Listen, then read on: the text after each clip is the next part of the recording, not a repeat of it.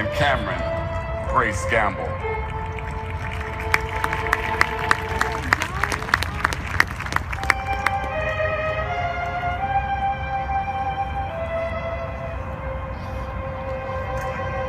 For Margaret Walker's For My People.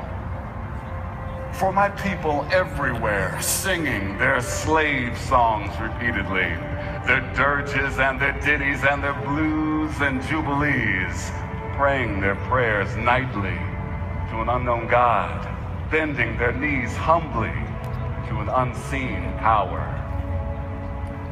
When the dark and vengeful spirit of slavery, always ambitious, preferring to rule in hell than to serve in heaven, fired the Southern heart and stirred all the malign elements of discord.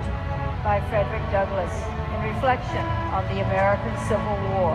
And the armies of a gigantic rebellion came forth with broad blades and bloody hands, unknown braves who flung themselves into the yawning chasm where cannon roared and bullets whistled, and where they fought and fell.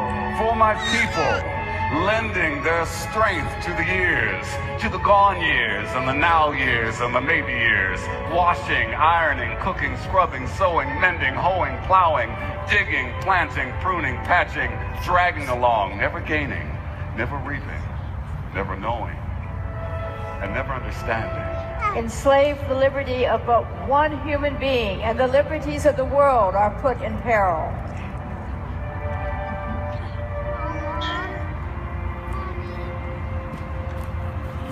Mommy, I'm getting goosebumps. Abolitionist William Lloyd Garrison. I am aware that many object to the severity of my language, but is there not cause for severity?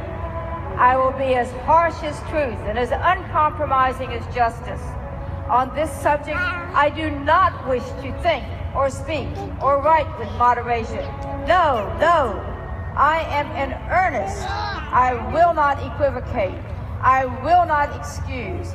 I will not retreat a single inch, and I will be heard.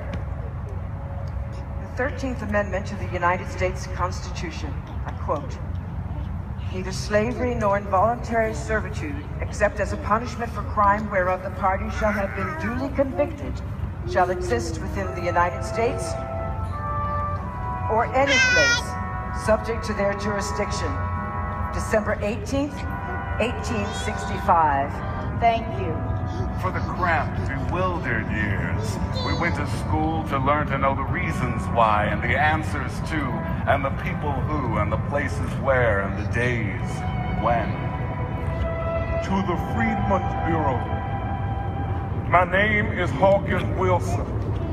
It has been 24 years since I was sold at auction and separated from my family.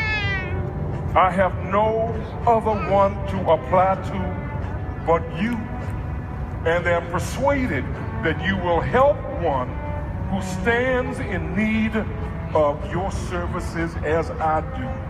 In memory of the bitter hours, we discovered we were black and poor and small and different, and nobody cared, and nobody wondered, and nobody understood. Dear Sister Jane, this is your little brother Hawkins, trying to find out where you are and where my poor old mother is. I have had a rugged road to travel since we were parted from each other. 24 years. But I am writing to you tonight with my Bible in my hand, praying Almighty God to bless you and preserve you and me to meet again.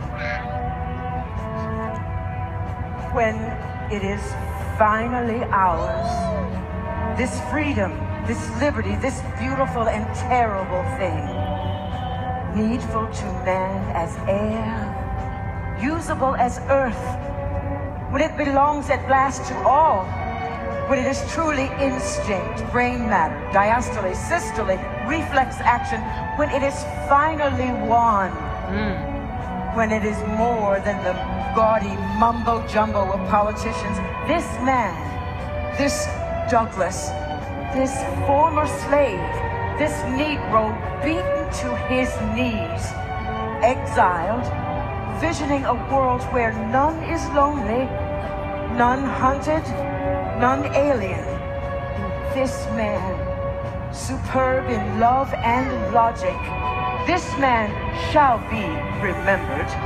Oh, not with statues, Redwick, not with the legends and poems and wreaths of bronze alone, but with the lives. With the lives grown out of his life. The lives fleshing his dream of the beautiful, needful thing. Sonnet by Robert Hayden on the life of Frederick Douglass. But 100 years later, For my people, thronging 47th Street in Chicago and Lenox Avenue in New York and Rampart Street in New Orleans. we who believe in freedom cannot rest. For my playmates in the clay and the sand and dust of Alabama. We who believe in freedom cannot rest until it comes, Civil rights activist Ella Baker. until the killing of black men, black mothers' sons, is as important as the killing of white men, white mothers' sons. We who believe in freedom cannot rest. For the boys and girls who grew in spite of these things. My people, my people. To be man and woman, to laugh and dance and sing and play and drink their wine and religion and success. For my people. That this act shall be known as the Voting Rights Act of 1965.